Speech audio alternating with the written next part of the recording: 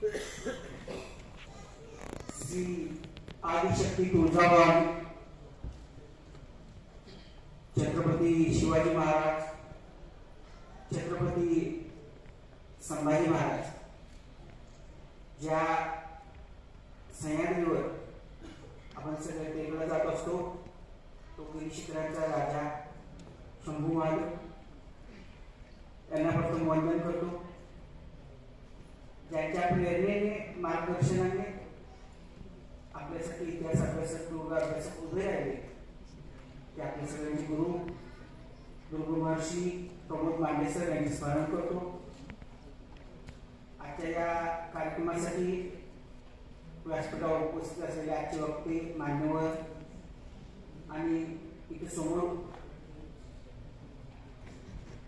तुम्ही बसलेले सर्व गडवाचे बंधू आणि भगिनी,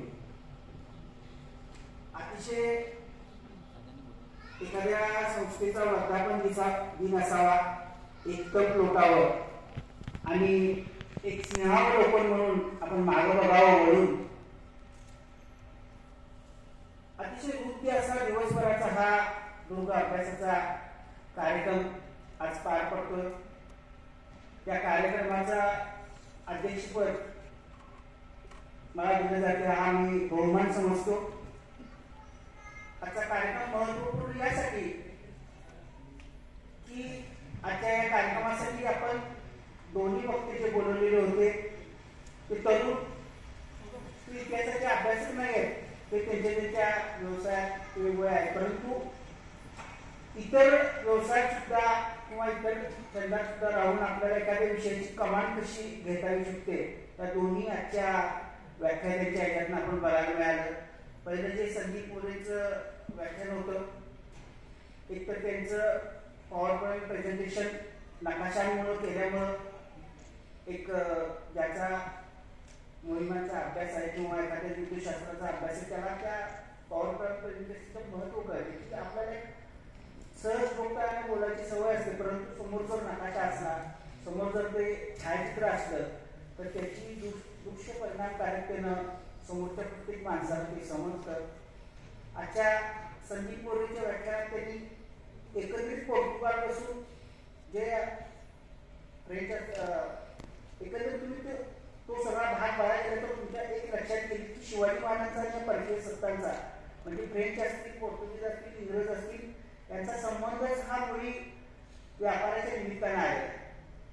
शिवाजी महाराजांचं एकंदरीत तुम्ही स्वराज्य सगळं बघितलं तर सह्याद्रीच्या एक कण्यावर आहे, म्हणजे घाट माथ्याचा किल्ला, घाटावरचा किल्ला, सह्याद्रीच्या माथ्यावरचा किल्ला, या भागात जमीन कमी, सपाट जमीन कमी आहे. त्यामुळं राज्याचा जो महसूल शेतसारा जो आपण म्हणतो तो कमी गोळा होत होता शिवाजी महाराजांच्या काळात. त्यामुळे त्यांचं साहजिक लक्ष त्यांचं किनारपट्टीकडे गेलं आणि त्यांच्या लक्षात की राजापूरला काही वखारी आहेत, काही या संपूर्ण किनारपट्टीच्या वखारी त्यांच्या बघितल्या तर त्यांच्या लक्षात की त्यांचा इन्कम खूप मोठ्या प्रमाणात आहे आणि त्यामुळं किनारपट्टीकडे त्यांचं लक्ष वळलं आणि त्या निमित्ताने त्यांचा टोपीकरांशी, इंग्रजांशी असेल, पोर्तुगीजांशी असेल त्यांचा संबंध आला. दुसरा संबंध जो महत्वाचा होता की मराठ्यांच्याकडं पर्यायाने शिवाजी महाराजांच्याकडं तोफा उत्तम प्रतीच्या नव्हत्या. शिवाजी महाराजांच्या काळात पुरंदरगड असेल, कर्नाटकातल्या भिंगडला असेल, आता भिंगड वाईल्ड लाईफ सँच्युरी झाली तिथं, इथे दोन आपल्याला तोफांची कारखाने शिवाजी महाराजांनी उघडलेले आपल्याला दिसतात. परंतु उत्तम तोफा ज्यावेळी शिवाजी महाराजांच्या त्याला भांडं म्हटलं जायचं, तुम्ही अनेक पत्रात ती भांडी फुटतात म्हणजे त्या तोफा फुटतात असा उल्लेख नव्हता. म्हणजे आपल्याला त्याचे टेक्निक आपण कमी, आपल्याकडे काय कमी होतं हे सांगायला काहीच हरकत नाही. आपल्याकडे बऱ्याचदा असं होतं की अति कौतुक करायच्या नंतर आपल्या त्रुटी लक्षात येत नाही, परंतु तुम्ही एकत्रित जर शिवकाराचा अभ्यास करायला गेला तर तुमच्या लक्षात येईल की मराठ्यांच्याकडे आता हे लक्षात माझ्या कसं आलं, जर तुम्ही राजगडला जावा, लोहगडला जावा, रांगण्याला जावा, पुरंदरला जावा, तिथे तुम्हाला काय दिसेल, त्या शिऱ्यासारखा आपला किल्ला आहे, बाले किल्ला आहे आणि त्या बाले किल्ल्यामुळे त्या डोंगरापासून अशी दूर एक डोंगराची अशी माची आहे. इथून तो टोपीचा मारा करणारे माचीच्या टोकावर जो बुरुज आहे त्यावरनं आपल्याला टोकांचा मारा, म्हणजे माझ्याकडे रेंज कमी आहे. एखाद्या आपल्याला बाण मारायचं आपण जवळजवळ अचूक बाण मारतो, तशा पद्धतीनं महाराजांनी एकंदरीत महाराजांचं तुम्ही दुर्ग बांधणी शास्त्र आता डॉक्टरांची तुम्ही बघायला गेला तर तुमच्या एक लक्षात येईल की गरजेनुसार तिथं प्रत्येक किल्ल्याच्या अनुषंगाने त्याची भौगोलिक जी मांडणी आहे त्याच्या अनुषंगाने एक ठोकताळा एक पॅटर्न नाही आहे. प्रत्येक ठिकाणी तुम्ही वेगवेगळ्या पद्धतीनं कुठे सरकार तटबंदी बांधली, तुम्ही आता सोरंगूरची स्लाईड होती, हे महाराजांचं दुर्ग बांधणीचे शास्त्र आहे. हे एक नाही आहे, प्रत्येक ठिकाणी ती वेगवेगळं आहे. त्यामुळे महाराजांचं कौशल्य की महाराजांचं स्वराज्य जसं सह्याद्रीच्या कानावर आहे तसं कर्नाटकात आहे, दूर तामिळनाडू मद्रासपर्यंत आपलं दिल्लीपर्यंत राज्य आहे. प्रत्येक ठिकाणी शिवाजी महाराजांनी बांधकामाचा वेगवेगळा पॅटर्न आला. त्यामुळे आपल्याला एक असं निर्णायक मत त्यांच्या बाबतीत देता येत नाही. प्रत्येक ठिकाणी वेगळे बनते, जिथं जशी गरज असेल त्या पद्धतीचं बांधकाम. त्यामुळं मला असं ठाम एक आता मी 27-28 वर्ष किल्ल्यांवर अभ्यास करतोय तर दुर्ग बांधणी शास्त्रात मी ठामपणे काय तिथं शिवाजी महाराजांचा संबंध आलाय.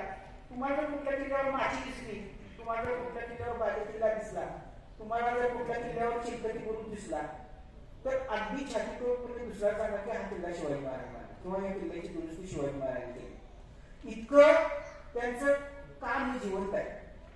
मराठ्यांच्या इतिहासात बऱ्याचदा आपण बघतो की आपली कागदपत्र गहाळ झाली. आताच मी अभिजित वाघशी बोलत होतो की आमच्या ताब्यात 360 किल्ले आहेत. तर 360 किल्ल्यावरच्या अधिकाऱ्यांना महाराज राजगड असेल, राजधानीचा किल्ला किंवा रायगडवर असेल, इथून पत्र पाठवत असत. ती पत्र पाठवत असताना मूळ जी पत्र असेल त्यावर महाराजांजवळ प्रतिपचंद्र महाराज शिक्का असायचा, काही मर्यादित विरायचा शिक्का असायचा, तो ओरिजिनल पत्र असायचं आणि त्याच पत्राची सेम डुप्लिकेट कॉपी केली जायची, त्याला नक्कल पत्र म्हणायचं. त्या नक्कल पत्रावर ज्या असल पत्रावरचा जो मॅटर तो उकळून घेतलेला असायचा, फक्त 2 शिक्के नसायचे. हे नक्कल पत्र जे असायचं ज्या किल्ल्यामध्ये रायगडच्या रेकॉर्डला राहायचं आणि अस्सल पत्र हे रवाना व्हायचं.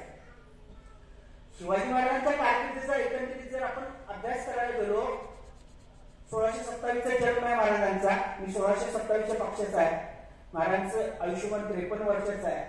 18 वर्षी त्यांनी पहिल्यांदा किल्ला जिंकलाय. तुमच्या एकंदरीत आयुष्यात जर बघायला गेलं आज महाराजांची फक्त 200 ते 250 अस्सल पत्र आहेत, परंतु माझ्या अभ्यासानुसार ती अस्सल पत्र 2.5 ते 3 लाख असली पाहिजे. कारण अनेक किल्ल्याला त्यांनी वारंवार 22 प्रश्न पत्र दिले, काढानिसा दिले, सबनिसाला दिले, हवालदाराला दिले आणि ही सगळी आज जर आपण बघायला गेलं पर्सेंटेजच्या तर 1% पत्र आपल्याला आज जे डॉक्टर संग्राम इंदिरांनी जे महाराजांची पत्राचे उल्लेख सांगितले की 1% म्हणजे किती मोठ्या प्रमाणावर शिवाजी महाराजांचे अस्सल डॉक्युमेंट नष्ट केले गेले हा पण आपण अभ्यास करायला पाहिजे. याची सुरुवात कुठून झाली तर याची सुरुवात रायगडावरचा जो शिवाजी महाराजांचा दफ्तरखाना होता औरंगजेबला नेमकं माहिती होतं. औरंगजेब खूप शाणा होता. आपल्याकडे हल्लीचे जे इतिहासावरचे चित्रपट आले ते बघितलं तुमच्या लक्षात येईल की तो जो कोण विलन आहे सिद्धी जोहरचं पात्र एक बावळट दाखवायची पद्धत आपल्याला आहे. तो अफजल खान आहे, तो बावळट दाखवायची पद्धत आहे आपल्याला. असं नाही आहे. आपण शिवाजी महाराजांच्या शत्रूला गौरव देऊन महाराजांच्या पराक्रमाचं मूल्य कमी करतो. जर तुम्ही प्रत्येक किल्ल्यावर प्रत्येक बाबतीच्या पत्रांचा अभ्यास करायला तर याची फक्त लक्षात घ्या 1% पत्र आपल्याकडे शिल्लक आहे. बाकीची पत्र जाणीवपूर्वक म्हणा, आणखी कोणत्या कारणाने म्हणा, इतिहासाकडे आपल्याकडे इतिहास आपल्याला सांभाळायची असते. परंतु औरंगजेब मात्र हुशार होता. तो पगारी इतिहासकार तर खातेकाना भीमसेन सक्सेना ही पगारी इतिहासकारांची फौज औरंगजेब बरोबर असायची कायम. आणि दररोज अखबार ते लिहून ठेवायचे. तुम्ही मोगल दरबारची बातमीपत्रे खंड 1, 2, 3 बघितलं तर आज शुक्रवार कचेरी बंद, नमाजाचा दिवस अशी तुम्हाला नोंद मिळेल. बारीक सारी नोंद येते त्याच्यात. अगदी औरंगजेबला अगदी काबूल कंधारपासून ड्रायफ्रुट्स यायची, उत्तरेतून आंबा यायचा, जुन्नूरचा आंबा त्याला द्यायचा, अननस यायचा, कुठली फळं आली, कुणाला किती फळं द्यायची, एवढ्या बारीकसाठी नोंदी तुम्हाला औरंगजेबच्या मोगल दरबारची बातमीपत्रे वगैरे बघायला गेला तर तुम्हाला अखबारात मिळतात. परंतु मराठ्यांचा इतिहास जाणीवपूर्वक आम्ही सुद्धा हरवून टाकला, काही ठिकाणी चूक पेटवण्यासाठी जाळला गेला. मग आता आम्ही शिवाजी महाराज पुढच्या पिढीला कसं सांगणार? अगदी थोडकी हे पुरावे आहेत. अशा वेळी आज डॉक्टर संग्राम ज्या पद्धतीनं किल्ल्यांचा स्लाइड शोच्या माध्यमातून ज्यावेळी कागद बोलवत नाही, कागद नष्ट होतात, त्यावेळी हिस्ट्री इतिहास असा बोलतो या किल्ल्यांच्या दरवाजे, त्याचं पाणीचं बांधकाम. आज इतिहास अभ्यासकांची, दुर्ग अभ्यासकांची गरज काय आहे मध्ये की किल्ले पाहणारी लोक, किल्ला याच्यामध्ये एक दुर्ग अभ्यासक, इतिहास अभ्यासक, संशोधक असणं गरजेचं काय आहे की तो त्या दगडांना बोलतो करणार आहे, तो त्या अवशेषांना बोलतो करणार आहे आणि आपल्याला सांगणार आहे. ज्यावेळी प्रत्येक गोष्ट आपण म्हणतो की लिखित पुरावा पाहिजे, लिखित पुरावा नाही तर तुमच्या डोळ्यासमोर जी बांधकाम दिसते हे मी ठामपणे सांगू शकतो की शिवाजी महाराजांनी केले. शिवाजी महाराजांची अशी पद्धत आहे. हे बांधकाम मी या किल्ल्यावर बघितले, हे बांधकाम त्या किल्ल्यावर बघितले. हे जलदुर्गाचे जलदुर्ग बांधणं हे प्रचंड कष्टाचं काम होतं. त्यासाठी प्रचंड कष्ट म्हणजे एखाद्या बेटावर जायचं, तिथं गोडं पाणी नसायचं, ते गोडं पाणी ड्रम मधून नेलं जायचं, लाकडं नेली जायची. आता जाऊजीवनाचे जे पत्र ब्राह्मण मुलाचा कोण डॉक्टरनी सांगितलं आपल्याला की जाऊजी विनायकला महाराजांनी लाकडं, जी चुलीसाठी लाकडं लागतात ती लाकडं वेळेवर केल्यावर फटकारलेले पत्र आहे.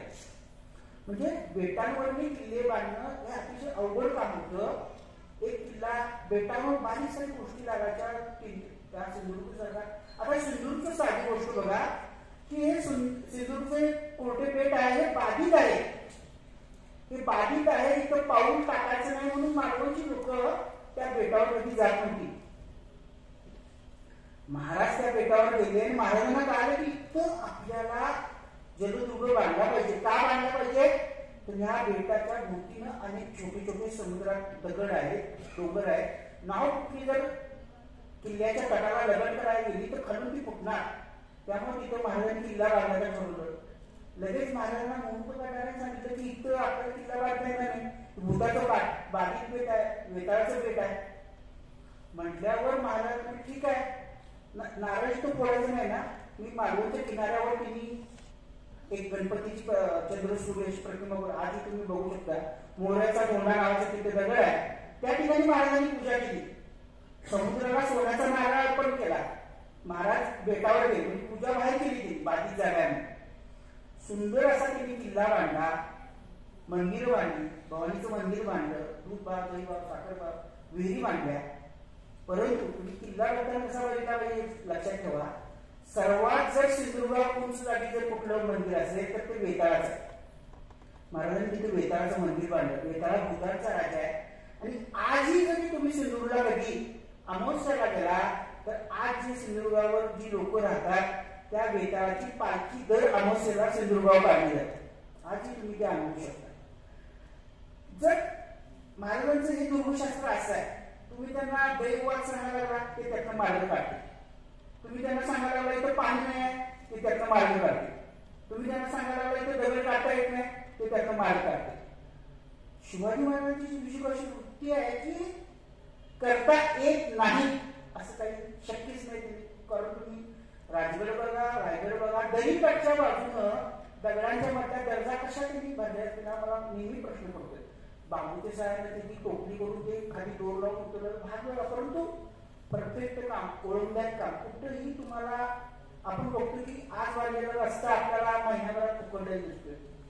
आपण पीडब्ल्यूडीची कामं आज महाराष्ट्राची बघतोय. ह्या 2-4 वर्षात केलेल्या गेल्या वर्षात दुरुस्त्या बघा तुटून पडलेत सगळ्या गोष्टी. परंतु महाराजांच्या काळी बांधकाम 300-350 वर्षापूर्वी झाले की आजही मजबूत आहे. डॉक्टर संग्राम इंदोरेंच्या आजच्या आपल्या स्लाइड शो मधून आपल्याला लक्षात आलं. टप्प्याटप्प्याने आपण किल्ला दाखवला. किल्ल्याचा मेट कुठल्या वाटेवर असतात, महादरवाजा कुठं असतो, चोर दरवाजा किंवा आपत्कालीन दरवाजा कुठं असतो. तर चोर दरवाजा का तर जिथून आपल्याला अंग सोडून जायला लागतं म्हणून चोर दरवाजा. ही शरीराची जी अंग प्रत्यंग आहे तशी प्रत्येक किल्ल्याला पण अंग प्रत्यंग असते. बाले किल्ल्यामध्ये माचिंदी आपण असतो, नाकाडावरून आपण नाकाडावरून नवऱ्याच्या वर चढून गेली. शरीर शास्त्र आणि गड किल्ल्याच्या शास्त्राची निगडीतच आहे. यातल्याच तुम्हाला गोष्टी तिथे दिसणार. असं प्रत्येक किल्ल्याचं वेगवेगळे अंग प्रत्यंग आपल्याला अभ्यासाला मिळतात. हा एक अतिशय मोठा अभ्यास आहे. आपण पहिल्या ज्यांचं व्याख्यान आहे संदीप मोरेंचं, आपण पोर्तुगीजांनी गोव्यात खास करून फोंड्याचा जो किल्ला आहे, मूळ फोंड्याचा किल्ला नष्टच झाला. आता जी फोंड्याच्या किल्ल्याची प्रतिकृती म्हणून त्याला जुनं कोणती बांधतात ती मूळ जागा, आता जो फोंड्याचा किल्ला बांधला ती मूळ किल्ल्याची जागा नाही. मूळ किल्ला वेगळा आहे, तो पूर्णपणे नष्ट झालेला आहे. आणि त्या स्मृती प्रित्यर्थ म्हणून किंवा त्या किल्ल्याची आठवण म्हणून आताच ते जे काय तुम्हाला फोंडा किल्ला म्हणून सांगितलं ते स्ट्रक्चर उभा केलेलं आहे. तर एकंदरीत तो फोंडा किल्ल्याचा रणसंग्राम आहे. आणि एकंदरीत पोर्तुगीजांची महाराजांचं रिलेशन असेल, पोर्तुगीजांची महाराजांचा आणि परत मिठाच्या बाबतीत मिठाचा मामला लाख मोलाचा, हे पोर्तुगीजांचं मीठ आपल्याकडे यायचं ते स्वस्त असायचं, मग आपलं मीठ कोण घेत नव्हतं. म्हणजे इकडे मी दुर्गोबानी शास्त्र सांगतो, इकडे व्यापार, कारण राज्य चालते हे व्यापार उद्योग. आजही आपलं सरकार बघा वेगवेगळ्या माध्यमातून टॅक्सीच गोळा करत असतं. मूळ विषय असा होता की सह्याद्री चपातीची जागा कमी आहे, शेत सारा कमी होणार आहे, त्यामुळे महाराजांच्या किनारपट्टीकडे लक्ष गेलेलं आहे. किनारपट्टीकडे लक्ष केल्यामुळे पृथ्वीकरांच्याकडे त्या पोर्तुगीजांच्याकडे वगैरे लक्ष गेलेलं आहे. मग त्यांना पैसे कशातून मिळतात, मग वखारी. मग आपण काय इथं काय केलं पाहिजे, वखारी देता वेळी त्यांना आतल्या बाजूला परवानगी का द्यायची. आता राजापूर बघितलं तुम्ही आतल्या बाजूला, मुसाफिर बघितलं आतल्या बाजूला, त्या तिथे आतच का दिलं, तर तिथे वाहतुकीला बाहेर आपण बंद केलं. अनेक अंगाने महाराजांनी या सगळ्या गोष्टीचा विचार केलेला आहे. एक अक्षरशः तुम्ही शिवचरित्राचा अभ्यास करायला गेला तर तुम्हाला सुरतेच्या गाड्याच्या सुरतेची लूट आहे, त्यामुळे सुतळीच्या टोळ्याचा उल्लेख मिळतो की महाराजांनी लूट काय काय मिळवली, त्यामध्ये सुतळीच्या टोळ्याचा सुद्धा हिशोब ठेवला जात असे. म्हणजे किती बारीक सारीक गोष्टीच्या नोंदी आहेत बघा, किती चोख हिशोब आहे बघा, किती चोख कारभार आहे बघा. आज आपल्या कारभाराच्या सरकारच्या आपण वाबाडे घालतोय, काल एक सरकारला असं झालं, उद्या तसं झालं. परंतु ज्या शिवाजी महाराजांच्या राज्यात, ज्या शिवाजी महाराजांचा आदर्श घेऊन, ज्या शिवाजी महाराजांना हार घालून, ज्या शिवाजी महाराजांची पूजा करून आपण सगळी कामं करतो, त्या शिवाजी महाराजांचा एक तरी गुण आजच्या राज्यकर्त्यांच्या त्यांच्या राज्यकारभारात आहे का, हा एक मोठा संशोधनाचा विषय आहे. आजच्या दोन्ही व्याख्यानांचं मी मनपूर्वक अभिनंदन करतो की त्यांनी वेगळे विषय घेतले. पोर्तुगीजांनी संभाजी महाराजांचा संबंध हा विषय पूर्णपणे वेगळा होता, परंतु नकाशा असेल किंवा इतर माध्यमातून असेल तो विषय आपल्याला जेवढ्या सोप्या पद्धतीने सांगता येईल तेवढा संदीप मोरेंनी सांगितला. फक्त मी त्यांना एक सूचना करेन की एक स्लाइडवर तुम्ही जास्तीत जास्त 30 सेकंद 40 सेकंद बोललं पाहिजे. मग तो पाल्लाळीत झालं की रेफरन्स समोरच्या माणसाला लक्षात राहत नाही. डॉक्टरांचं पण आजचं व्याख्यान सुंदर झालं. डॉक्टरांना पण फक्त आवाजाचा टोन, एक आज तिची व्याख्यानाचा दिवस असा होता की किल्ल्यावरची टोन कशी धडाडते, तसं एका पाठोपाठ एक टाकले, थोडंसं स्पीड कमी करून लोकांच्या चालानं. बाकी पूर्ण स्लाइड शो अतिशय उत्तम होता. आणि शिवाजी महाराज त्यांना दुर्ग बांधकाम शास्त्राचं जन्म किंवा अगदी आपण म्हणतो की आरमाराचे कसे जन्म होते, प्रत्येक शिवाजी महाराज बापच होते, प्रत्येक क्षेत्रात बाप. म्हणजे त्यांचं कामच तुम्ही बघितलं नाही, जे काही केलं त्यामध्ये टॉप त्यांनी केलेलं आहे. हा आदर्श आपण सगळ्यांनी घेतला पाहिजे. आज या कार्यक्रमाच्या अंगानं राष्ट्रपती छत्रपती संभाजी महाराज या पुस्तकाचं प्रकाशन सर्व मान्यवरांनी केलं. छत्रपती संभाजी महाराजांचं मराठ्यांच्या इतिहासात तुम्ही बघितले एक मल्हार रामराव चिखलीची बद्दल काय आलेली, त्यांनी संपूर्ण शंभू चरित्र हे सगळं वेगळा एक पाठ फोडला. एकत्रित जर संभाजी महाराजांची तुम्ही जर कहाणी बघायला गेली की शिवाजी महाराजांच्या अष्टप्रधान मंडळातल्या लोकांनी त्यांना का पुढं नाकारलं हा मोठा प्रश्न आहे. आणि त्यातनं मग पुढे जो संभाजी महाराजांचा इतिहास बदलला. आणि आज संभाजी महाराजांच्या बाबतीत काय होते बघा, तुम्ही छत्रपती संभाजी महाराज स्मारक ग्रंथ बघा, डॉक्टर जयसिंगराव पवारांचा, त्यामध्ये अटल बिहारी वाजपेयीचा लेख आहे, त्यामध्ये सावरकरांचा लेख आहे. सर्वसाधारणपणे या मान्यवरांचा सूर असा आहे की एखाद्या राजाला व्यसन असत नाही काय, त्यावेळी तर बहुपत्नीत्वाची पद्धतच होती. एखाद्या राजानं अनेक लग्न केली किंवा राजाचं काय असलं तर काय बिघडतं, असा एक टोन आहे. वाजपेयींच्या लेखातून पण आहे, सावरकरांच्या लेखातून आहे. परंतु ते काय म्हणतात की संभाजी महाराजांनी ज्या पद्धतीने पद्धतीनं संभाजी महाराज शत्रूला सामोरे गेले, मृत्यूला सामोरे गेले, त्यामुळे त्यांचे पहिले सगळे दोष धुवून जातात असं एकंदरीत सुरू. आता दोष नाहीच आहेत तर तुम्ही कुठले दोष दाखवताय? मग दोष जे दाखवताय तुम्ही ती मल्हार रामराव चिटणीसाची बखर आहे की ज्या जो या जसं रामदास प्रकरण हाताळायला ते हनुमान स्वामींची प्रकार आहे, त्यामध्ये सगळ्या गोष्टी येतात. कुठेही रामदास म्हणत नाही की मी शिवाजीचा गुरु आहे, कुठेही शिवाजी म्हणत नाही की रामदास माझे गुरु आहे, परंतु ते हनुमान स्वामींची बखर नंतर म्हणजे तशा पद्धतीने मल्हार रामराव चिटणीसाची बखर ही शंभूचरित्राची खोड बनलेली आहे, अडथळा बनलेली आहे. मग तुम्ही इतिहासाचार्य वासी बेंद्रे असतील, डॉक्टर जयसिंगराव पवार असतील, कमल गोखले असतील, डॉक्टर शिंदे असतील, एक 4-5 ग्रंथ असे आहेत की शंभूचरित्राची बाजू न्याय बाजू ते मांडण्याचा प्रयत्न करतात. तर ह्यामध्ये एक 6वा ग्रंथ आज आपला राष्ट्रवीर छत्रपती संभाजी महाराज याची भर पडल्याचे मी अभिमानाने सांगेन. त्यातील 4-5 वर्ष मी तो संपूर्ण ग्रंथ आजच्या कार्यक्रमात बोलायचं म्हणून तो व्यवस्थित वाचला. ते सगळ्या त्या ग्रंथातले तरुणांनी लिहिलेले आहेत. कोण डॉक्टर आहे, कोण इंजिनियर आहे, कोण वेगवेगळ्या याच्यातले आहे. खरं तर हिस्ट्रीचे विद्यार्थी नाही आहेत, परंतु ज्या चिकित्सेनं आणि मराठ्यांच्यावर कायम आरोप केला जातो की संदर्भ साधक आहे. तुम्हाला या ग्रंथाचं वैशिष्ट्य असे दिसेल की संदर्भ साधनं कुठली आहे ते सांगण्याचा आटोकाट प्रयत्न केलेला आहे.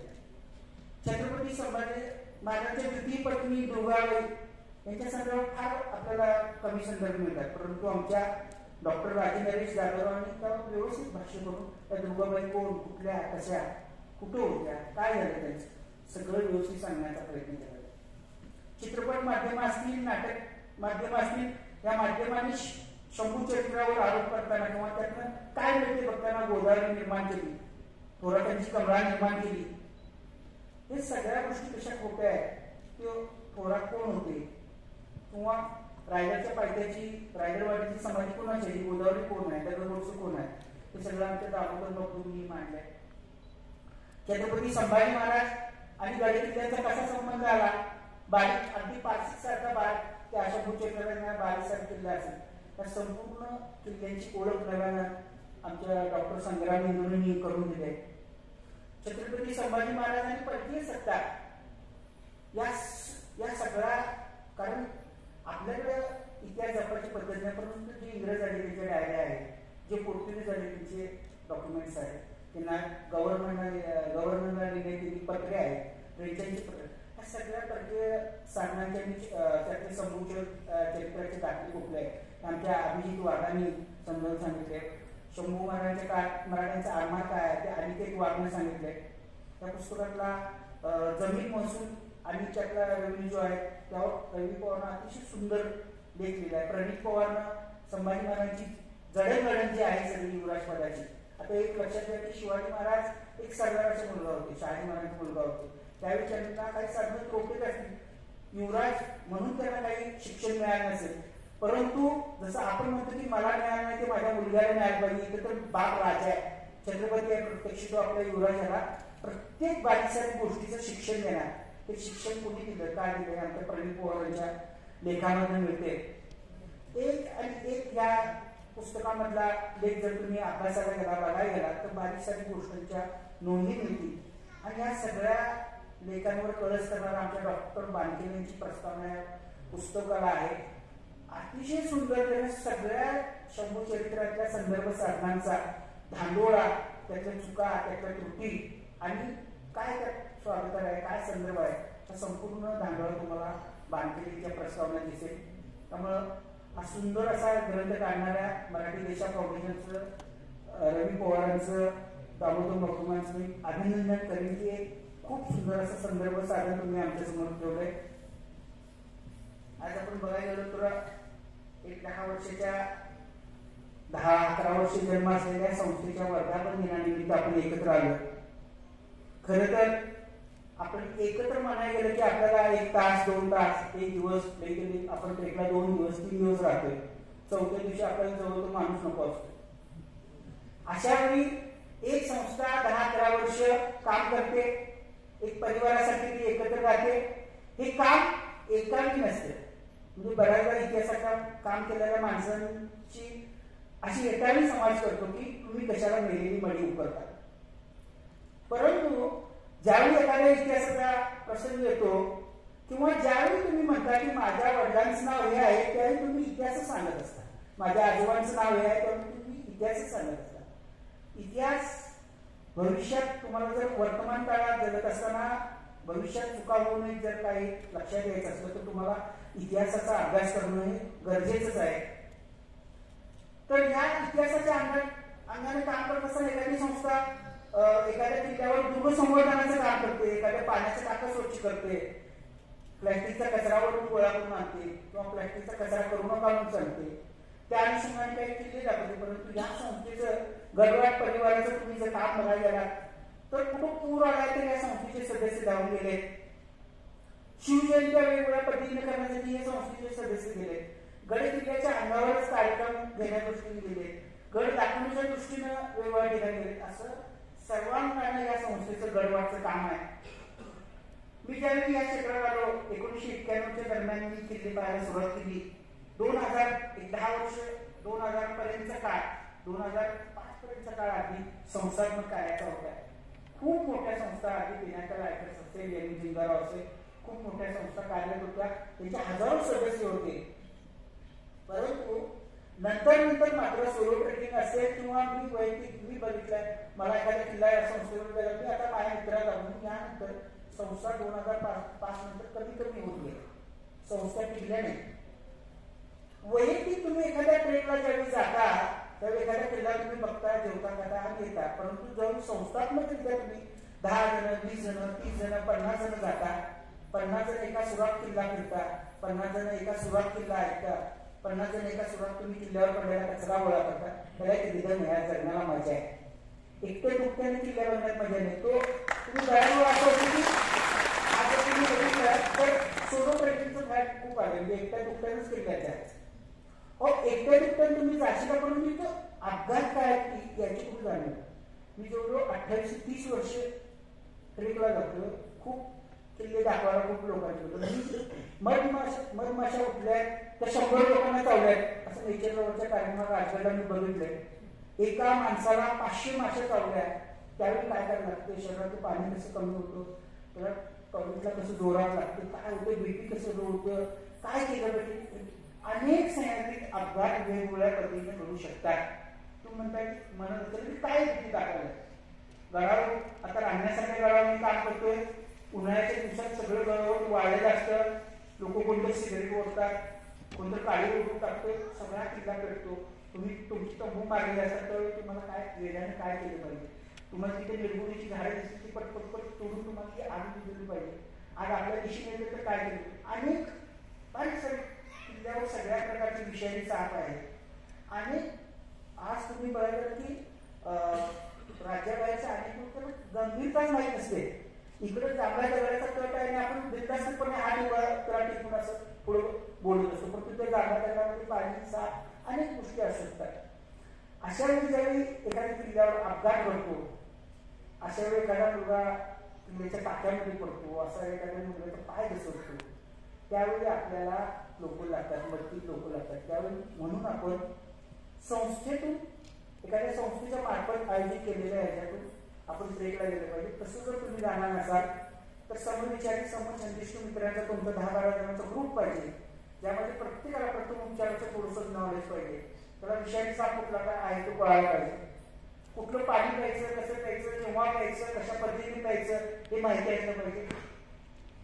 किल्ले अभ्यासामध्ये जसा तुम्ही किल्ला बघत असा, जसा तुम्ही इतिहास जाणत असता, तसं अनेक अंगाने अभ्यास पाहिजे. हा अभ्यास एकटा भगवानची करणार नाही, हा अभ्यास एकटा संग्रामी दोरी करणार नाही. इतर संस्थेतला एक सदस्य पक्षी करणे पाहिजे, इतर एक संस्थेतला एक सदस्य वनस्पती करणे पाहिजे, एखाद्या संस्थेचा एक सदस्य दगडांचा अभ्यास करणारा पाहिजे, संस्थेतला एखादा सदस्य इतिहास करणे पाहिजे, एखादा सदस्य किल्ल्याची बांधणी कशी आहे सांग. हे सगळं जे प्रोटेक्शन आहे, ही सगळी जे नॉलेज आहे, ही संस्थेनं इथून पुढच्या संस्थांनी इमारत कोर्सला आपल्या विद्यार्थ्यांना पाठवलं पाहिजे. तुम्हाला इमारत गेल्यानंतर किंवा सैनिक फिरत असताना एखादा प्रथम उपचाराचा कोर्स एखाद्या हॉस्पिटल घेत असते तिथं आमचा विद्यार्थी गेला पाहिजे. आणि हे व्यापक नॉलेज असल्याशिवाय या व्यापक नॉलेजचं प्रोटेक्शन घेऊन आपण सह्याद्री गेला पाहिजे. कारण आज तुम्ही बघताय, आज रेस्क्यू ऑपरेशनसाठी आम्ही बऱ्याच वेळा जात असतो. अतिशय विचित्र पद्धतीनं अपघात घडलेले असतात. एखाद्या मुलगीचा अपघात घडला असतो. पहिला विषय माझं तिने पायात काढले, हा विषय सँडल घालून मुली आमच्या किल्ल्यावर येतात. ज्यावेळी तुम्ही एखाद्या संघटनेतून जाता, तुम्हाला सांगितलं की 100 शूज तुमच्या पायात पाहिजे, हे असं चालणार नाही, तर पाय मोकळे. बऱ्याचदा असं होतं की आमच्या आया ज्यावेळी किल्ल्यावर येतात, रायगडसारख्या किल्ल्यावर येतात, त्यांच्या घरचे त्यांना पायात चप्पल घालायचं सांगत नाही. पाय मुरगळतो, पहिला त्यांच्या तोंडातून किल्ली म्हणजे शिवी त्यांच्या किल्ल्यावर जाते. कशाला ते किल्ल्यावर आलो, राग त्या किल्ल्यावर काढला जातो. कुठल्या किल्ल्यावर अपघात घडलेला असतो, अपघात त्या माणसाच्या चुकीमुळे त्यानं चूल झाडाखाली पडली असते, त्या झाडावरती तो मधमाशाचं पोळं असतं, मधमाशा उठतात, मधमाशा चावतात. इथं बसलेले लोक म्हणतात त्या किल्ल्यावर जाऊ नका, मधमाशाचे अपघात होतात. किल्ला कुणालाही मारत नाही, आमच्या चुकी आहेत त्या आम्हाला मारत असतात.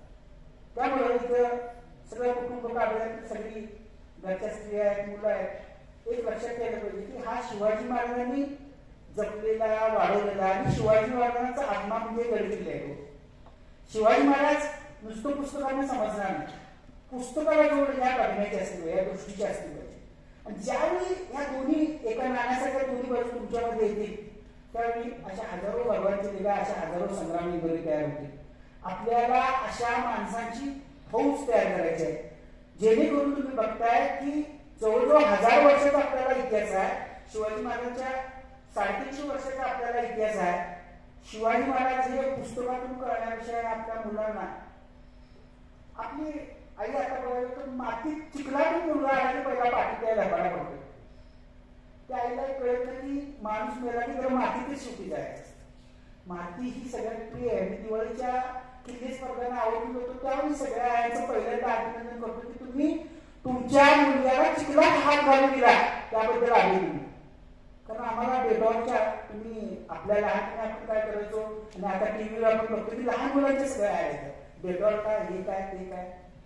तर मातीनं काही होत नाही मित्रांनो. तुम्ही आवर्जून गडवासारख्या संस्थांच्या बरोबर, कारण आज संस्थांचं पण त्यात पीक फुटलंय.